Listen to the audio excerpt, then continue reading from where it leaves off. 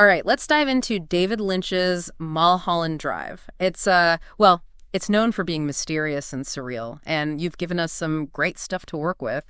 A detailed review, for one thing. Yeah, it could be a challenging film. It can be, but it's so rewarding. Absolutely. So we're here to kind of give you a roadmap to some of the key elements and themes. Well, Mulholland Drive is a film that operates on multiple levels, you see. Yeah. It plays with your expectations. Like, on the surface, it's got all the hallmarks of classic Hollywood noir. Right. So you've got Betty, the aspiring actress, full of wide-eyed innocence. Mm-hmm. And then you have Rita, shrouded in mystery. An amnesiac. Oh, yeah. Together, they embark on this quest to uncover Rita's identity. Yeah. But that's just the first layer. The review that you sent in, it describes that initial setup perfectly. But I'm curious, at what point did you realize that Lynch was taking us down a much different path? Like, this wasn't going to be a straightforward mystery. Well, Lynch is clever. He uses those familiar noir tropes, to lure us into a false sense of security. Right. And then about halfway through, he pulls the rug out from under us. He does. Shatters that linear narrative and plunges us into a world of fragmented realities and dream sequences. Yeah. It's a brilliant subversion of genre conventions. It's like he's saying, okay, you think you know what you're in for, think again. Exactly. He wants us to question everything we thought we knew, not just about the story, but about the nature of perception itself. Oh, absolutely. And he does this through a variety of cinematic techniques, including like the masterful use of sound. Oh, absolutely. Angelo Badalamenti's score is key in creating that unsettling atmosphere. It blends these haunting melodies with minimalist, almost industrial sounds. It gets under your skin. They get under your skin and stay with you long after the film ends. That's true. That's true. The music often creates this like sense of foreboding, even in seemingly like innocuous scenes. Have you noticed how Lynch uses sound design to heighten the tension and like blur the lines between dream and reality? Precisely. Silence, distorted noises, those signature deep rumbles that they emanate from the very depths of the subconscious. Yeah. It's a sonic landscape that's both beautiful and terrifying. It really is. And it's all part of his strategy to disorient the viewer, keep us constantly off balance. He wants to shake us out of our complacency, make us experience the film on a visceral level. For sure. And speaking of unsettling, we have to talk about Naomi Watts' performance as Betty. I mean, the review you provided called it a tour de force, and it's hard to disagree. Oh, she delivers an absolutely captivating performance. The way she portrays Betty's transformation from that naive optimism to something much darker. Yeah. It's breathtaking. It really is. It's like she embodies this duality that's at the heart of the film. The allure and the darkness, the dream and the nightmare. Right. Her journey reflects the film's exploration of identity. Betty's search for Rita's identity becomes intertwined with her own journey of self-discovery. And in the process, both identities become fragmented, distorted, reflecting those shattered realities of the film itself. It's like Lynch is saying that identity is this fluid concept, something that can be easily manipulated, reshaped by external forces, especially in a place like Hollywood. Oh, yeah. And speaking of Hollywood, the film doesn't shy away from portraying the dark side of the entertainment industry. No, it doesn't. Mulholland Drive peels back that glamorous facade of Hollywood to reveal a world of exploitation, broken dreams, and cutthroat ambition. It's rough. The characters we meet are all caught up in this system, desperate for success and willing to do whatever it takes to achieve it. It's true. But the film also hints at something deeper, like a sense of existential dread that pervades the characters' lives. This feeling that something is profoundly wrong, even if they can't quite articulate it. Lynch masterfully captures that sense of unease, that feeling of being trapped in a nightmare you can't wake up from. He does it through a combination of visual and sonic elements that work together to create an unforgettable cinematic experience. It's not just about what we see on the screen, right? Oh, it's yeah. about how those images are presented. Exactly. How they're framed, how they're accompanied by sound. He uses every tool in the filmmaker's arsenal to create this world that is both mesmerizing and deeply unsettling. And that's where we start to see the true brilliance of Lynch's filmmaking. He's not just telling a story.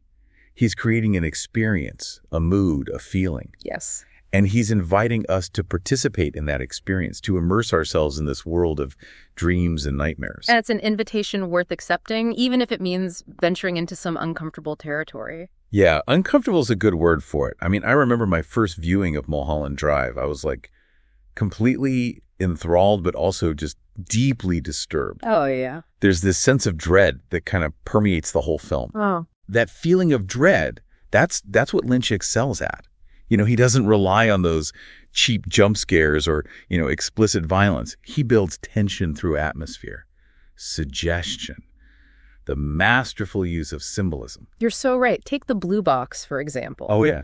It just appears seemingly out of nowhere, and it becomes this object of obsession. Right. What do you make of that mysterious artifact? Well, the blue box it's a prime example of Lynch's ability to imbue these seemingly ordinary objects with an aura of mystery and dread. It becomes a symbol of the unknown, the things we just can't explain or control. And it's interesting, too, how it connects to those themes of desire and illusion. Yeah, it's like it represents a gateway to another reality. Right. Or maybe the hidden depths of the subconscious. We're drawn to it, just like Betty and Rita are, but we're never quite sure what it contains or what its true purpose is. And that's the beauty of Lynch's symbolism. He doesn't provide easy answers or definitive interpretations. He leaves it up to the viewer to grapple with that ambiguity, to create their own meaning.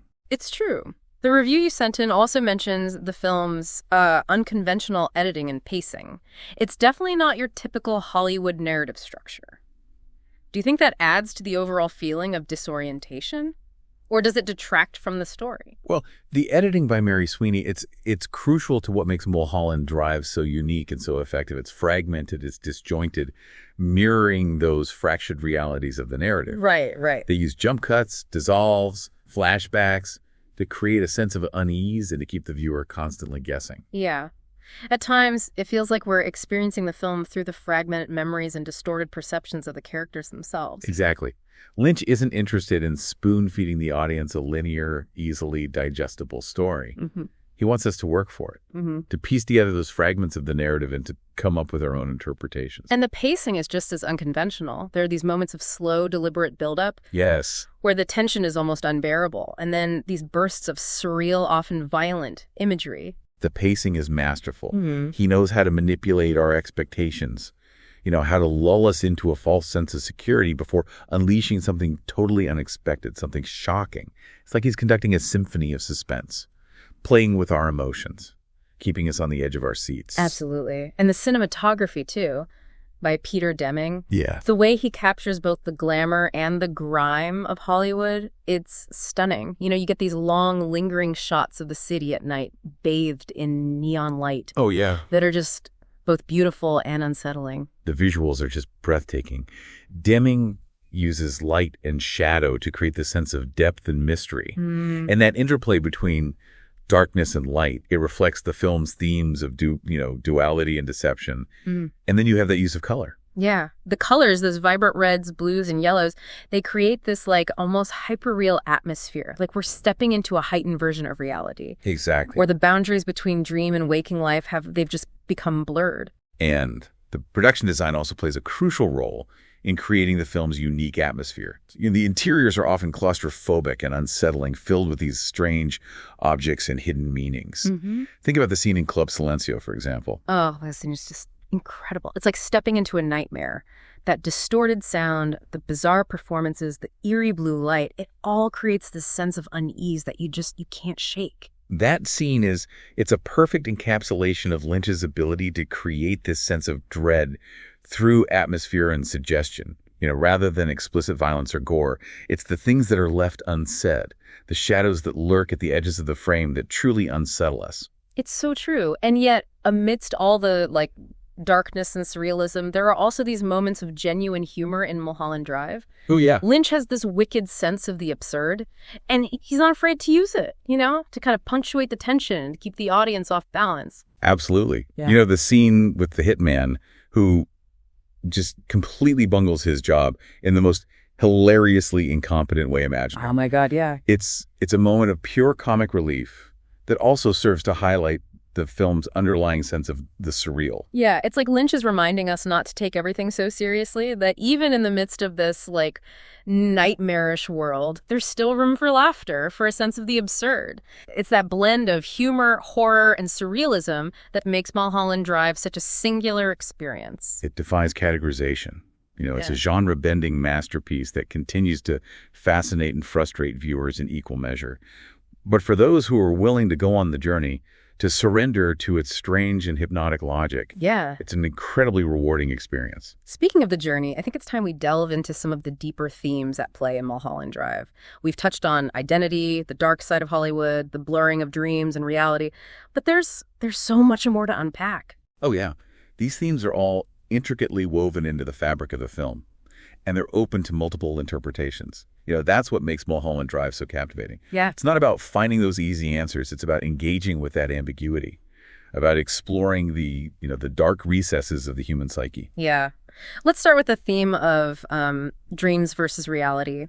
Lynch intentionally blurs the lines between the two, making it nearly impossible to tell what's real and what's imagined. What do you think he's trying to say about the nature of reality itself? Lynch's films often explore the idea that reality is fluid. It's a subjective experience, that's shaped by our perceptions, our desires, our fears. Right. In Mulholland Drive, he takes that idea to its extreme. He creates a world where dreams and nightmares bleed into waking life, and where those boundaries between the two become increasingly porous. It's like he's saying that we're all living in our own, private realities. Yeah. And that those realities are constantly shifting and evolving. Exactly. And that the things we perceive as real, maybe they're nothing more than illusions. Yeah. Fabrications of our own minds. Yeah. And this connects to the theme of identity, which is so central to the film. We see this, most clearly in Betty's transformation.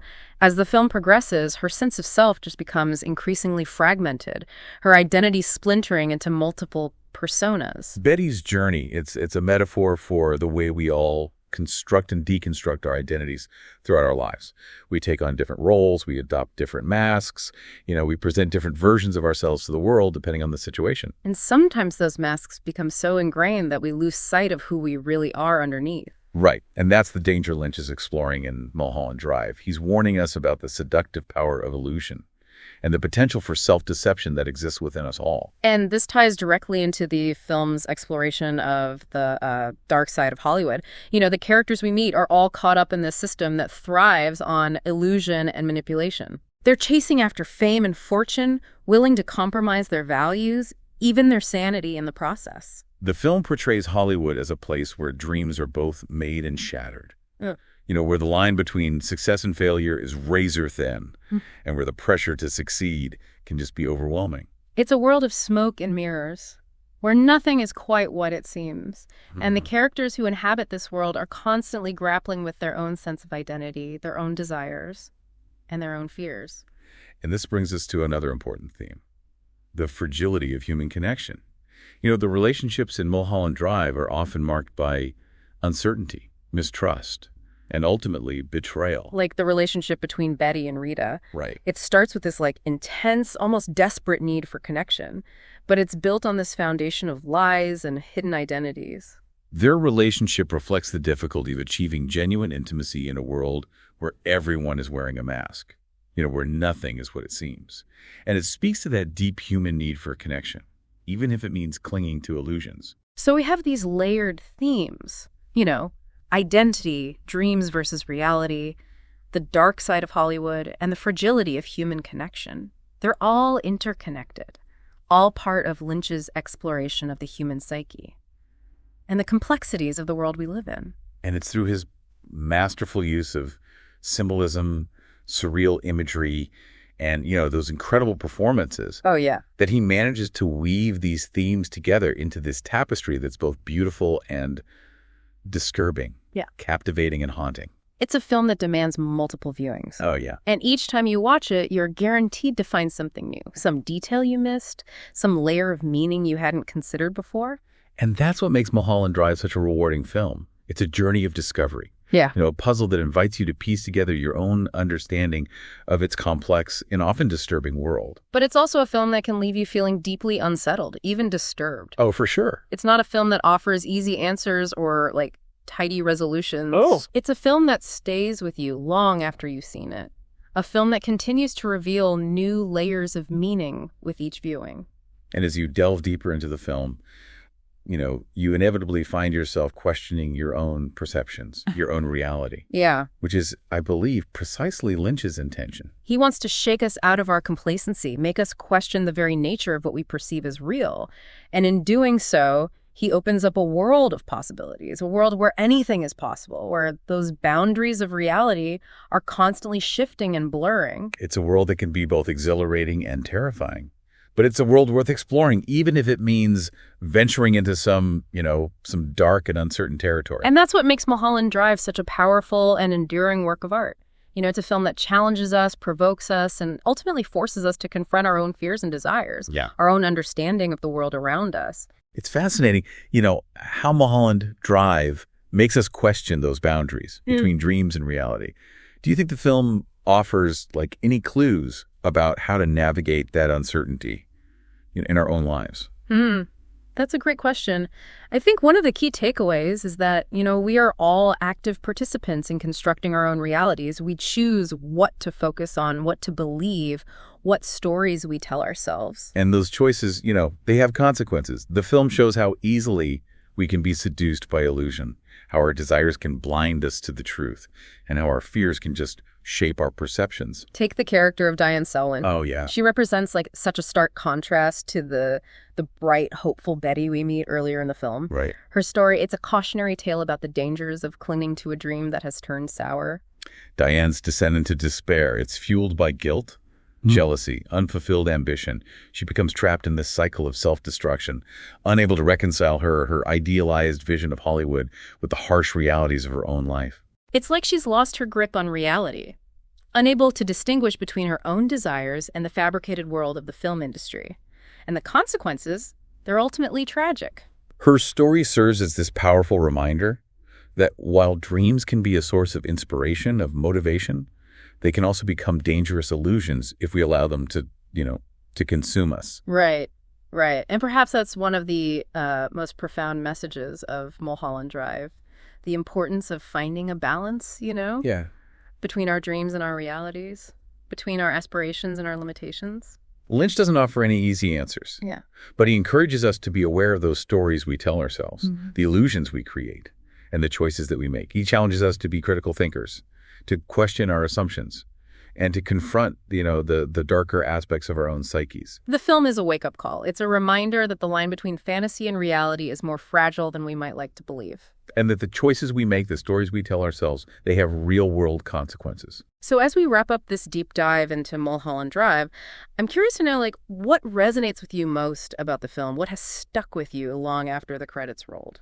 For me, it's that lingering feeling of unease, the sense that something is, deeply wrong, even if we can't quite put our finger on it. It's that feeling of being trapped in a nightmare, a dream from which we can't awaken. It's a feeling that stays with you, haunting you with its unsettling imagery and its unanswered questions. And it's that sense of mystery, of ambiguity, that ultimately makes the film so compelling.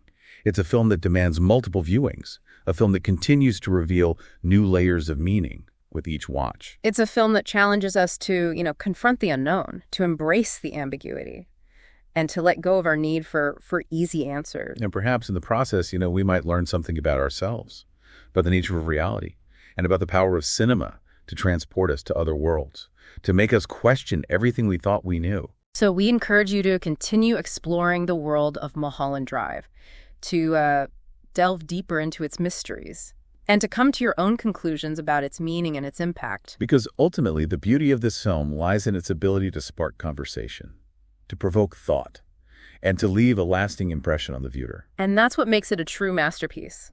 Thanks for joining us on this deep dive. Until next time, keep exploring, keep questioning, and keep diving deep into the world of film.